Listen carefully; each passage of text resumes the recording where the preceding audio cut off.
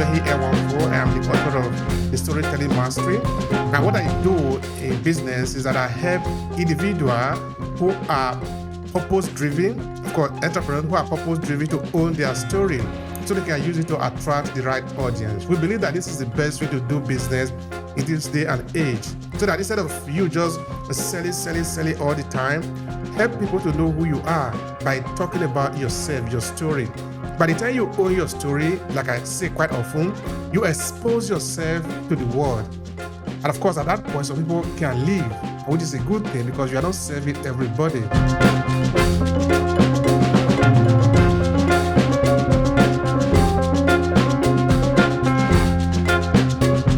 I am going to be talking about storytelling because I find it to be essential, most powerful instrument that we have in the world. Because we use it in business, we use it in the military and also in the ministry. We use it in the club, we use it in politics, we use it in economy.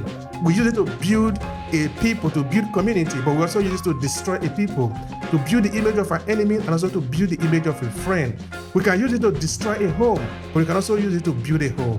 Which they say, therefore, that storytelling is not just good or bad, it's an instrument. Every instrument is up to you, how you want to use it.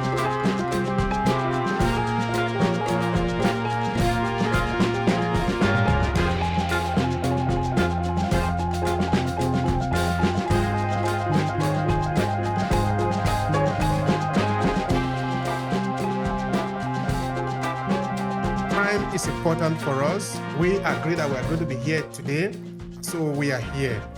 And we're going to be talking about how to reshape generational story. And this, of course, is part of our series, which is the Diaspora Storytelling Series.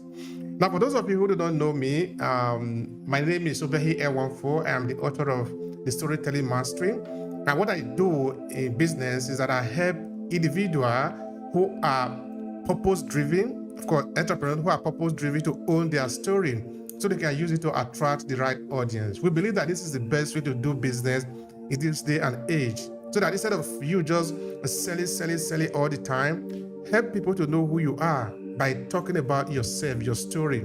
By the time you own your story, like I say quite often, you expose yourself to the world. And of course, at that point, some people can leave, which is a good thing because you are not serving everybody. But some people will stay because your story will resonate with people. Because story always resonates with people. It doesn't resonate with everybody, but it will resonate with some people. Those are the people you really want. And when that happens, it becomes easy for you to deal with those people, to serve them, because we are here to serve.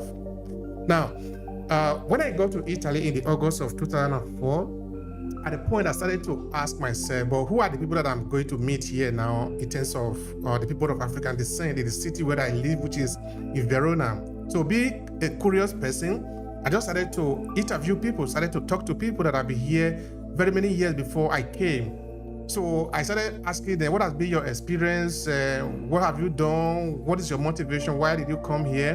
Which, of course, in the course of the research, I find people that got to this place because there was a war in their country, so they just basically have to run away from their country. Then I met some people who came here because somebody told them that Europe is a good thing. So, you know, or the saying of the greener pasture. So the pasture is always greener in the neighbor's yard. So you run away from your home, even though there is no war in your country. Then, of course, there are people that came through family reunion and all sorts of things. Then I remember I also met some people, some students at the time. Of course, at the time I was interviewed, and they are men married with their children. But they came here as students. They got scholarship. They got to Italy for this reason. So there were diverse people that I have to meet. And each of them have their different experiences. They have a different way of growing up and what they have learned along the way. And it was really very colorful and beautiful, if I must say. So after more than 10 years of doing this research, finally 2023, I thought of it that it was important to share this experience with people, which is actually the idea of storytelling. How do you leverage the power of storytelling in what you do? So that is how the book series came about, the Storytelling Mastery. Initially, it was supposed to be a book, but like I just said, it's something that I've been putting together for more than 10 years. So it was pretty difficult for me to make that just a small book. So I have to break it down after I've written it. to small books so that you can easily pick it up and just read through it. So today now, that is conditioning everything that I do. That I didn't even know that storytelling was this powerful. And now that I know of it, I'm never going to do any other thing in my life. I am going to be talking about storytelling because I find it to be essential, most powerful instrument that we have in the world. So today, we are talking about one of the ways to use the power of storytelling, because we use it in business, we use it in the military, and also in the ministry. We use it in the club, we use it in politics, we use it in economy. We use it to build a people, to build community, but we also use it to destroy a people, to build the image of an enemy, and also to build the image of a friend. We can use it to destroy a home, but we can also use it to build a home. Which they say, therefore, that storytelling is not just good or bad, it's an instrument. Every instrument is up to you, how you want to use it. It's like having a knife. The knife is not good or bad. You can take a knife and peel an apple and eat. That is a good thing. But you can also use the knife to kill yourself or kill another person. That is a bad thing. It is not the knife that is bad. It is what you make use of. It's how you use it. So this is how storytelling is too. Hello and thank you for checking out this video. I'm Obehi Ewanfoh, the host of the African Diaspora Storytelling series. Every 2 weeks we meet up on LinkedIn to talk about different ways we can leverage the power of storytelling as people of African descent. Now this is it. We are uniting the millions of Africans in the diaspora through the power of our story. It does sound like what you are interested in. Make sure to subscribe to this channel and share this video with your friends who might need it. Now back to today's conversation. In case somebody is wondering, can storytelling actually be used for bad things? Let me share a snippet of a story with you. You see, in Germany, what you say, in the year leading up to the Second World War, everybody was living in peace. You can call it like that. Everybody was living like normal society, you know, until somebody decided to create a different image. That image that is created, of course, you know the story, led to the death of up to 6 million people, according to statistics by some people. Now, what does that mean? It means now that the people that have been living together as workers, as husband, as wife, as neighbor, as people that are just living normal life together, come to accept that that individual that was one day your friends is no longer your friend, is now an enemy, so that you can then report him or her to the police to come and arrest him. A few days later, they will find himself in a detention camp, facing life and death. How did that happen? What about Africa? Do you remember the story of Rwanda, the genocide? You see, Hutus and Tutsis, they are just neighbors. But somebody managed to get them to believe that these are actually cockroaches. By the time the image of a cockroach is sold into the mind of those that will kill them, killing them become easy. It becomes easily justifiable.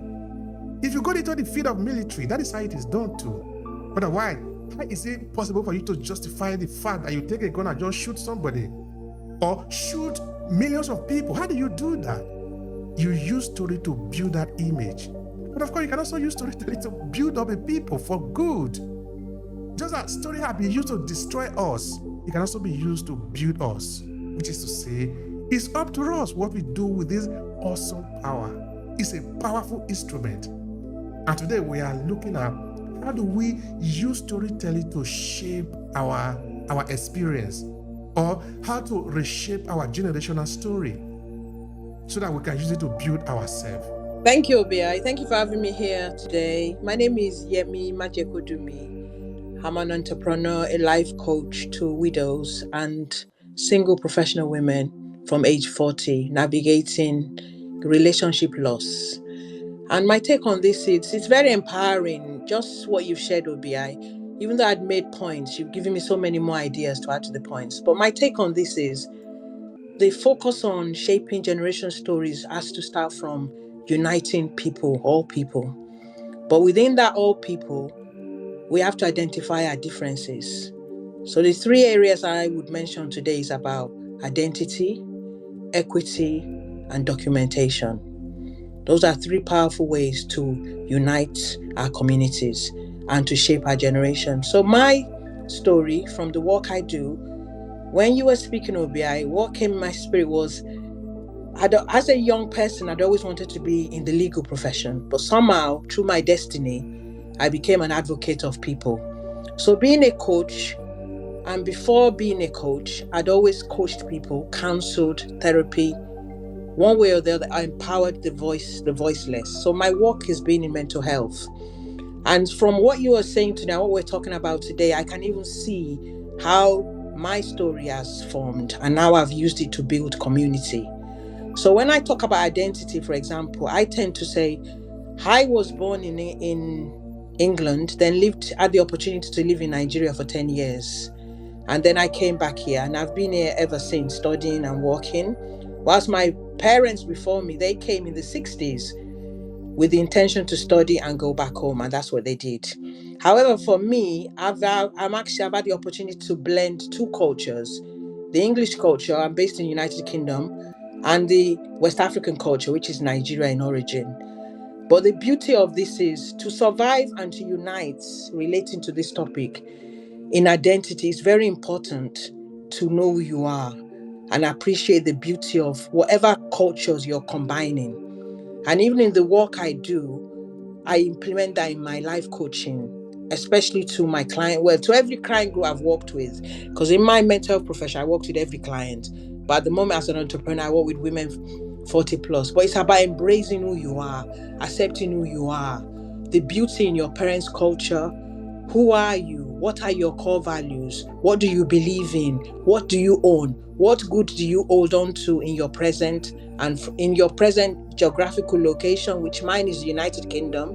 And what do I love from my parents' culture? I blend all together, and that's what makes me a person. So that's one thing I use to give my story.